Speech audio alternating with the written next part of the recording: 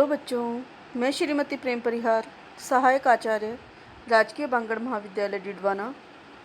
आज हम BCom part third के पेपर सेकंड के अगले टॉपिक के बारे में पढ़ेंगे। बच्चों, जैसा कि आप जानते हो, हम पढ़ रहे हैं प्रमुख मुद्रामान, जिसके तीसरे पार्ट में पहुँचे हैं हम, जिसमें हम पत्र मुद्रामान या प्रबंधित मुद्रामान के बारे में जानकारी दे रहे हैं। उसी को आगे बढ़ाते हुए आज हम पढ़ेंगे एकल नोट निर्गमन प्रणाली। जैसा कि आप जानते हैं कि जब नोट निर्गमन का कार्य केवल एक ही बैंक करता है तथा एक ही बैंक को नोट निर्गमन करने का अधिकार दिया जाता है, तो उसे एकल नोट निर्गमन प्रणाली कहते हैं। एकल नोट निर्गमन प्रणाली के लाभ या गुण क्या क्या होते हैं? पिछले वीडियो में आपने बहुल निर्गमन प्रणाली के दोष पढ़े थे।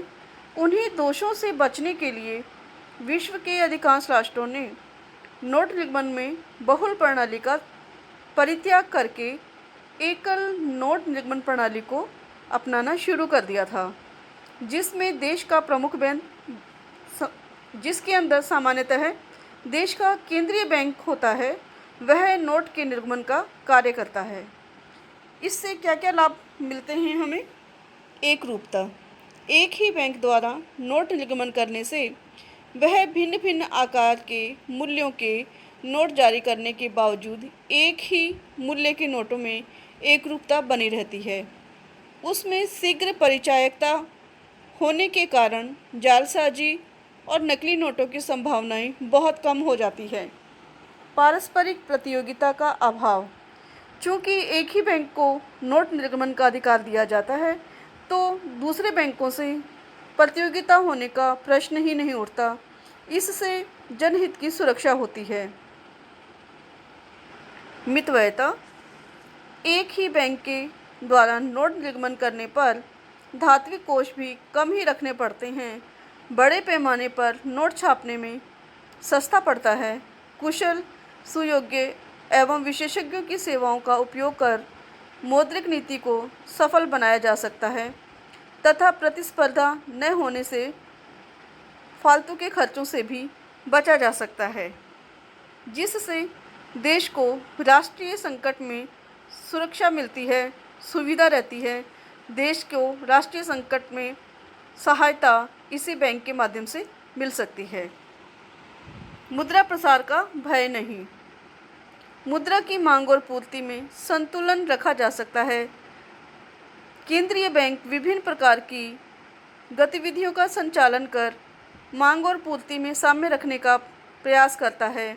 बैंक दर एवं अन्य विधियों के माध्यम से मुद्रा की पूर्ति और मांग में संतुलन बनाए रखता है।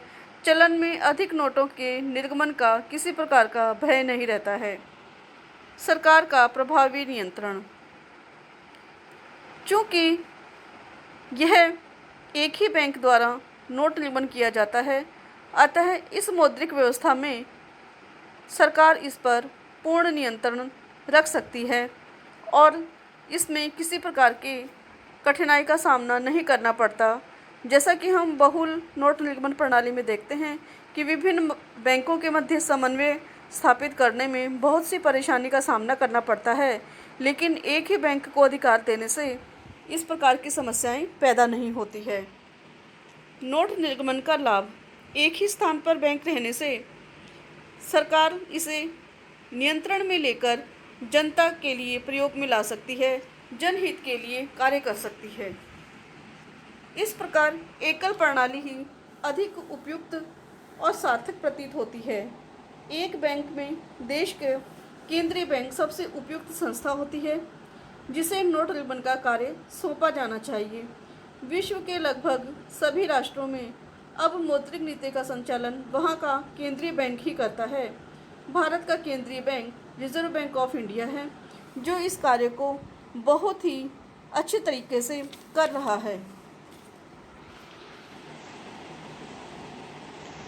पत्र मुद्रा निर्गमन के सिद्धांत। पत्र मुद्रा निर्गमन के दो सिद्धांत प्रमुखतः होते हैं, जिसमें चलन सिद्धांत और बैंकिंग सिद्धांत। चलन सिद्धांत। इस सिद्धांत के अंतर्गत कागजी नोटों की निकासी इस मान्यता पर आधारित है कि मुद्रा के मूल्य में स्थायित्व के लिए उसकी मात्रा पर नियंत्रण तभी रह सकता है जब पत्र मुद्रा निर्गमन के पीछे 100% धातु कोष रखे जाएं, अर्थात मुद्रा का निर्गमन धातु कोषों के आधार पर निर्भर रहता है। अगर देश में धातु का आयात होता है तो धातु कोष के अनुपात में मुद्रा बढ़ाई जा सकती है, और अगर निर्यात होता है तो मुद्रा की मात्रा कम की जा सकती है। यह जनता के विश्वास को बनाए रखने की दृष्टि से उपयुक्त है। संक्षेप में यह सिद्धांत यह बताता है कि प्रतिनिधि पत्र मुद्रा, जिससे मुद्रा की धातुओं में परिवर्तनशीलता हो, अति निर्गमन न हो सके, मूल्य स्थायित्व का दायित्व निभाया जा सके। इस सिद्धांत में क्या क्या गुण पाए जाते हैं? चूँकि यह सिद्धांत नोट निकासी के पीछे 100% स्वर्ण या धातु कोष रखने की मान्यता पर काम करता है, जिससे मुद्रा की पूर्ण परिवर्तनशीलता बनी रहती है।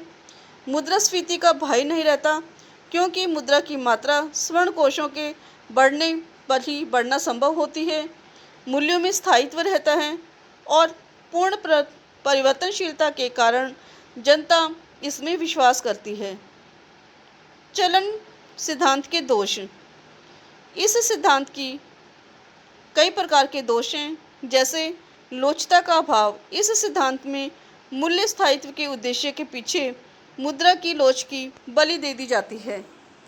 अमितव्ययतापूर्ण। यह सिद्धांत बहुत खर्चीला होता है, क्योंकि 100% धातु या स्वर्ण रखना पड़ता है। बहुमूल्य धातुओं के बेकार पड़े रहने पर उन पर ब्याज की हानि उठानी पड़ती है, और साथ ही साथ प्रबंधन आदि का भी खर्च होता है। साख की उपेक्षा। यह सिद्धांत आधुनिक साख की उपयोगिता एवं आवश्यकता की उपेक्षा करता है। अव्यावहारिक और असामयिक सिद्धांत है। मुद्रा को धातु कोषों से बांधना एक प्राचीन और अंधविश्वासी प्रवृत्ति है। विकासशील राष्ट्रों के लिए अनुपयुक्त है, क्योंकि न तो उनके पास में इतना स्वर्ण ही होता है और न ही वे स्वर्ण कोष की विलासिता के भार को सहन करने की स्थिति में होते हैं। संकट काल में भी यह सिद्धांत सहयोग नहीं देता है। दूसरा सिद्धांत जो है वह है बैंकिंग सिद्धांत।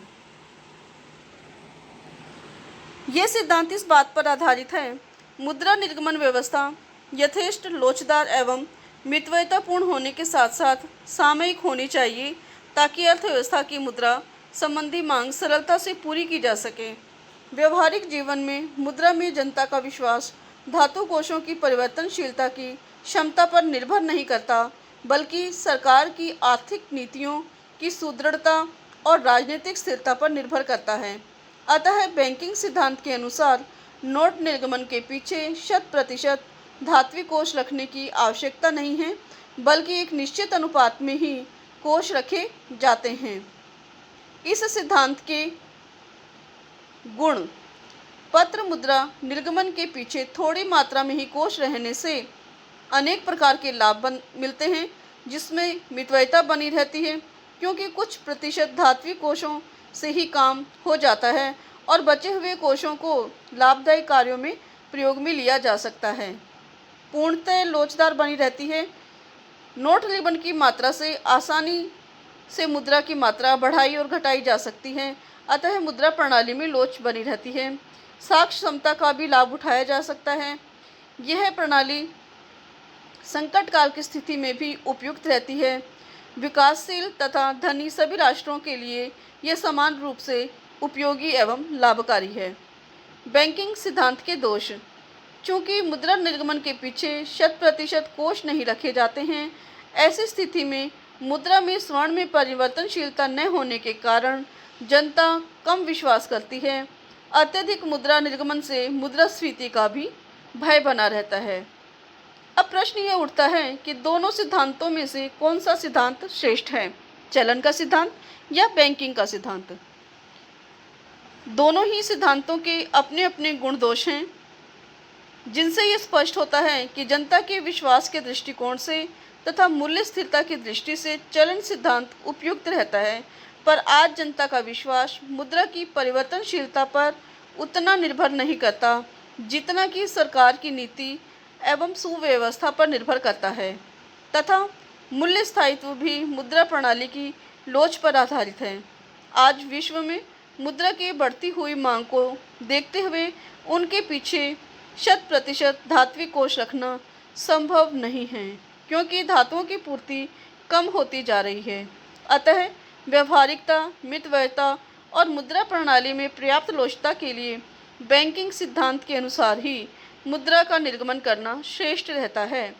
यह संकट काल में तथा विकासशील देशों, पिछड़े देशों सभी के लिए उपयोगी रहता है, क्योंकि इसमें मुद्रा प्रणाली में सुरक्षा के साथ साथ लोचता का गुण भी निर्भर रहता है। नोट निर्गमन की पद्धतियां एवं तरीके। प्रत्येक देश द्वारा आवश्यकता अनुसार नोट निर्गमन की रीति और विधि को निर्धारित किया जाता है। इसकी अनेक रीतियां हैं जिनको हम एक एक करके पढ़ेंगे। पहला है निश्चित विश्वास आश्रित निर्गमन पद्धति। इस रीति के अंतर्गत एक निश्चित निर्धारित सीमा तक नोटों की निकासी के लिए कोई धात्विक कोष नहीं रखा जाता, परंतु उस सीमा के पश्चात नोट निर्गमन करने पर सभी अतिरिक्त नोटों की निकासी के लिए पीछे 100% कोष रखना आवश्यक होता है। इस प्रकार जितनी राशि के नोट बिना धातु कोष से निकाले जाते हैं, उसके पीछे सरकारी प्रतिभूतियां रखी जाती है। इस नीति को निश्चित आरक्षित नोट निर्गमन पद्धति भी कहा जाता है। सरकार आवश्यकता पड़ने पर पूर्ण निर्धारित सीमा में संशोधन कर सकती है, यानी उसे घटा बढ़ा भी सकती है। इस पद्धति के गुण दोष। इस रीति में मुद्रास्फीति का भय बना रहता है। परिवर्तनशीलता जनता के विश्वास का गुण है, परंतु लोचता के अभाव के कारण, मितव्ययता और अव्यावहारिक होने के कारण यह दोषपूर्ण भी है। अगला है अधिकतम विश्वास आश्रित निर्गमन पद्धति या रीति।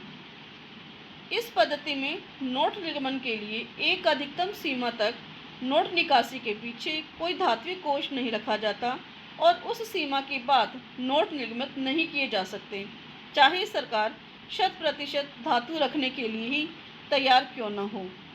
सरकार को नोट निकासी अधिनियम में संशोधन करके इस अधिकतम सीमा को घटा बढ़ा सकती है, यानी कि बिना अधिनियम में संशोधन करे इसके अंदर नोट निर्गमन की सीमा को नहीं बढ़ाया जा सकता।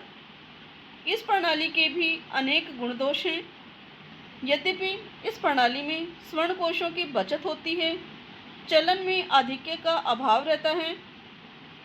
मुद्रा प्रणाली में कुछ सीमा तक लोच पाई जाती है, परंतु यह रूढ़िवादी, कम लोचपूर्ण और अव्यवहारिक है, क्योंकि सरकार को अपने अधिकारों को एक सीमा तक दुरुपयोग करने पर रोकती है, लेकिन यह अपने देश की परिस्थितियों के अनुसार कार्य न करने पर मुद्रास्फीति जैसे घातक परिणाम भी भुगतने पड़ते हैं।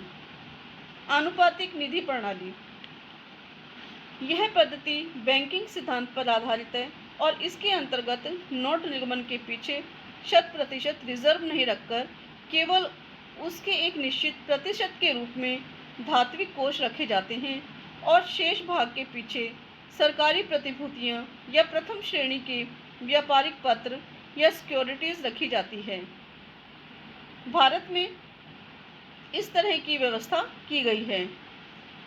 इसके भी अपने गुण दोष हैं। इस प्रणाली में मुद्रा में पर्याप्त लोचता बनी रहती है, क्योंकि 100% कोष नहीं रखना पड़ता, केवल थोड़ा सा कोष रख करके मुद्रा का निर्गमन किया जा सकता है। इसमें परिवर्तनशीलता बनी रहती है और चलन आधिक्य पर भी रोक लगती है, क्योंकि बिना धात्विक कोषों में वृद्धि किए नए नोट निर्गमन नहीं किए जा सकते। इसके अनेक दोष भी हैं, क्योंकि इसमें स्वर्ण कोष बेकार पड़ जाते हैं जिनका दूसरे कामों में उपयोग नहीं लिया जा सकता। परिवर्तनशीलता एक काल्पनिक है, क्योंकि नोटों के निर्गमन के पीछे केवल एक निश्चित प्रतिशत ही राशि रखी जाती है, कोष रखे जाते हैं, बाकी मुद्रा की परिवर्तनशीलता पर ध्यान नहीं दिया जाता। मुद्रा को कम करना एक कठिन कार्य है, क्योंकि मुद्रा संकुचन में एक साथ बहुत सारी मुद्रा कम करना संभव नहीं होता। संकट काल में यह पद्धति बाधा उत्पन्न करती है। यह विकासशील और गरीब देशों के लिए अनुपयुक्त पाई जाती है। आंशिक स्वर्ण कोष सहित अनुपातिक निधि पद्धति। यह पद्धति आधुनिक कोष प्रणाली या अनुपातिक कोष प्रणाली का संशोधित रूप है। इसके अंतर्गत नोट निगमन के पीछे एक निश्चित अनुपात में धात्विक कोष तो रखने की व्यवस्था है, पर विशेष रूप में स्वर्ण की एक न्यूनतम कोष सीमा भी निर्धारित कर दी जाती है, जिससे से कम उतना स्वर्ण तो कोष में रहे ही रहे, बल्कि रजत या विदेशी ऋण पत्रों को भी रखा जाता है।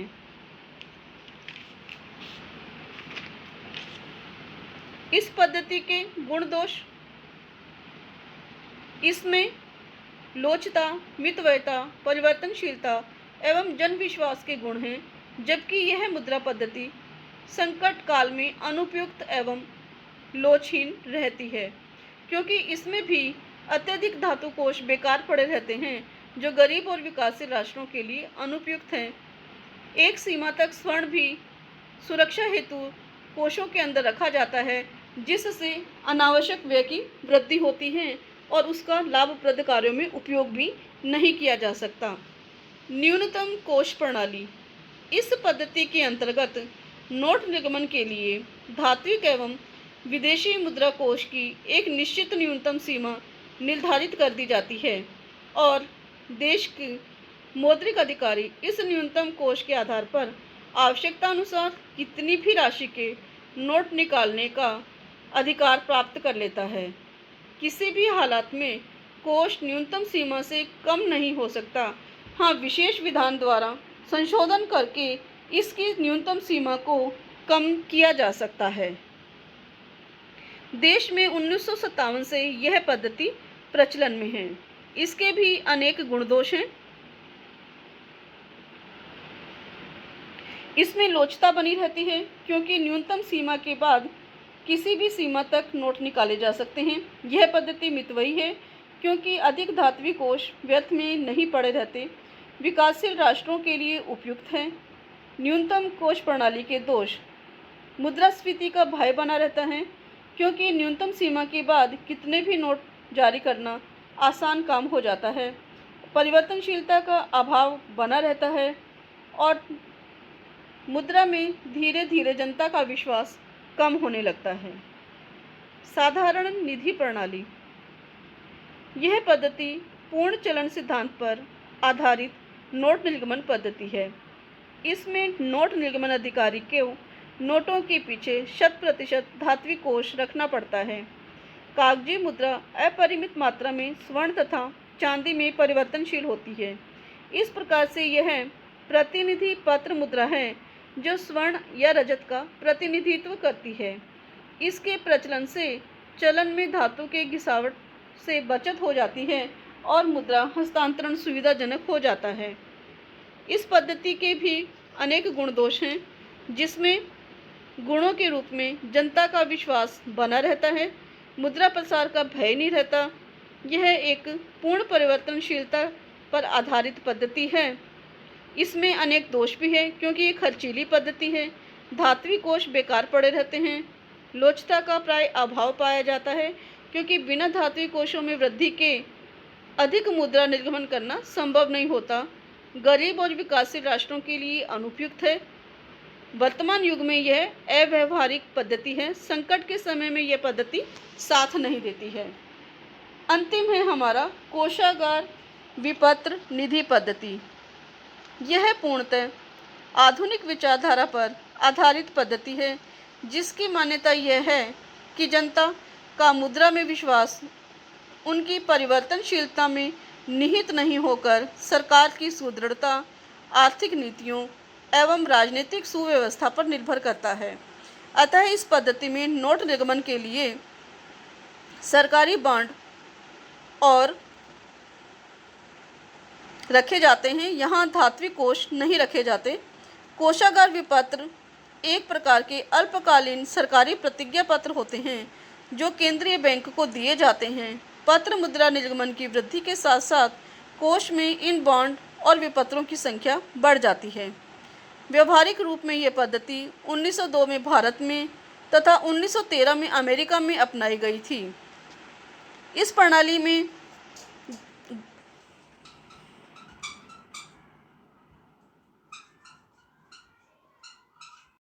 हमने नोट निर्गमन की विभिन्न विधियों के बारे में पढ़ा और सबके गुण दोषों के बारे में चर्चा की, परंतु प्रश्न ये उठता है कि नोटों के निर्गमन का कौन सा तरीका श्रेष्ठ है, क्योंकि कोई भी एक प्रणाली ऐसी नहीं है जिसमें सभी गुण हो या सर्वगुण संपन्न हो।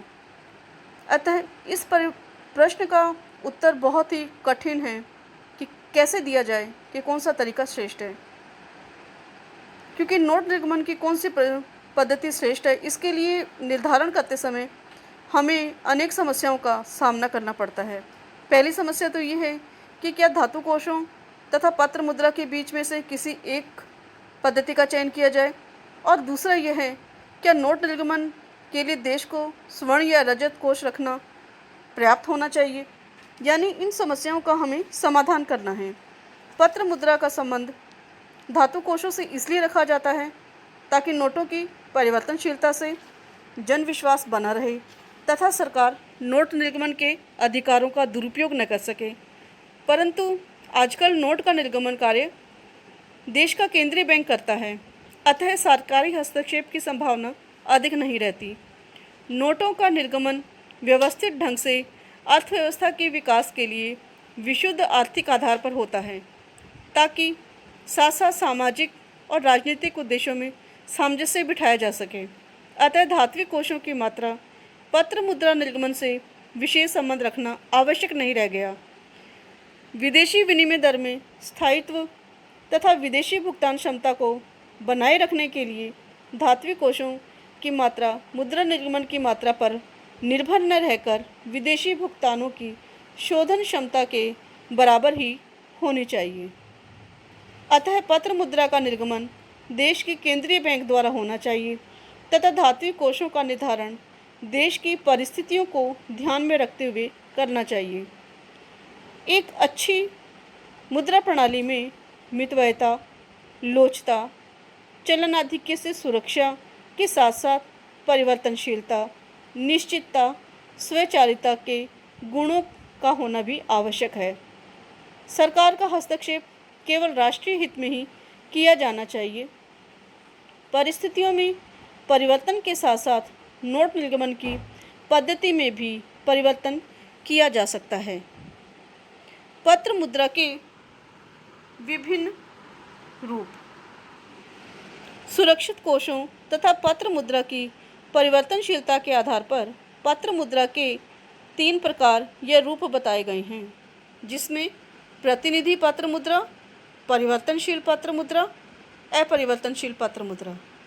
प्रतिनिधि पत्र मुद्रा यह पत्र मुद्रा का प्रारंभिक रूप है, जबकि पत्र मुद्रा निर्गमन के पीछे 100% धात्विक कोष रखे जाते थे। पत्र मुद्रा सोने चांदी के आरक्षित कोषों का प्रतिनिधित्व करती थी। पत्र मुद्रा को कभी भी किसी भी सीमा तक धातु में परिवर्तित किए जाने की क्षमता रहती थी। यह चलन सिद्धांत पर आधारित मुद्रा कहलाती थी।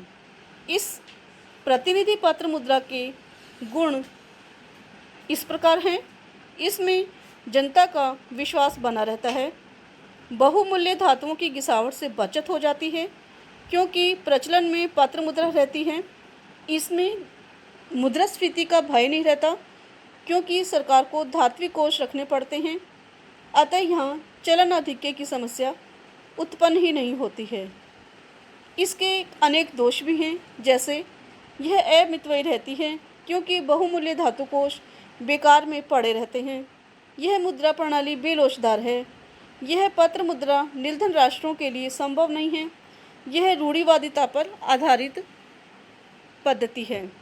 परिवर्तनशील पत्र मुद्रा इस प्रकार की पत्र मुद्रा बैंकिंग सिद्धांत पर निर्गमित पत्र मुद्रा होती है। इस प्रकार की मुद्रा के निर्गमन के पीछे मुद्राधिकारी एक निश्चित अनुपात में धात्विक कोष रखते हैं। जब किसी देश में ऐसे नोट जारी किए जाते हैं कि उनको किसी भी समय प्रधान सिक्कों में बदला जा सकता है, तो इस प्रकार की व्यवस्था को परिवर्तनशील पत्र मुद्रा कहते हैं। परिवर्तनशीलता का अर्थ यहाँ केवल विधिग्राह्य प्रमाणिक मुद्रा में बदले जाने तक ही सीमित है, वस्तुओं और सेवाओं के रूप में नहीं। परिवर्तनशील पत्र मुद्रा की विशेषताएं। मुद्रा निर्गमन अधिकारी नोटों के पीछे एक निश्चित अनुपात में सोना और चांदी रक्षित कोष के रूप में रखता है। नोटों के बदले खजाने से सोना चांदी परिवर्तन की गारंटी दी जाती है। जनता अपने विदेशी भुगतानों के लिए सोना चांदी सरकार से खरीद सकती है।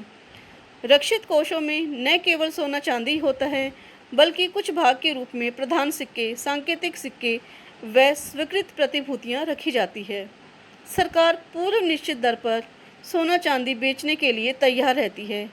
नोटों का चलन तभी रहता है जबकि जनता का मौद्रिक अधिकारी में विश्वास हो।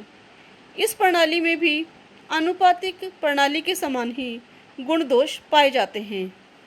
या अगला है परिवर्तनशील पत्र मुद्रा। के बाद में हम पढ़ेंगे अपरिवर्तनीय पत्र मुद्रा। जब देश में ऐसी मुद्रा का चलन किया जाता है जिसके बदले में सरकार द्वारा सिक्के तथा मूल्यवान धातु देने की कोई गारंटी नहीं दी जाती और न ही सरकार को इसके लिए बाध्य किया जा सकता है, तो उसे परिवर्तनीय मुद्रा नहीं कहा जाता। यह एक प्रकार से अपरिवर्तनीय पत्र मुद्रा कहलाती है। ऐसी मुद्रा का चलन केवल सरकार की साख और जनता के विश्वास पर रहता है। विशेषताएं। इस प्रकार की मुद्रा पहले संकट काल में ही निकाली जाती थी, पर अब यह सामान्य प्रवृत्ति बन गई है। मुद्रा निर्गमन के पीछे धात्विक कोष न्यून या नहीं के बराबर होते हैं। सरकार न तो नोटों को सोने चांदी में परिवर्तन की गारंटी देती है, न ही वह इसके लिए बाध्य है। यह मुद्रा पूर्णतः जनविश्वास एवं सरकारी साख पर निर्भर करती है। भारत में युद्ध काल में जारी किए गया 1 रुपये का नोट अपरिवर्तनशील पत्र मुद्रा का अनुपम उदाहरण है। प्रथम विश्व युद्ध एवं द्वितीय विश्व युद्ध में भी अनेक देशों ने इस तरह की अपरिवर्तनीय पत्र मुद्रा जारी की थी।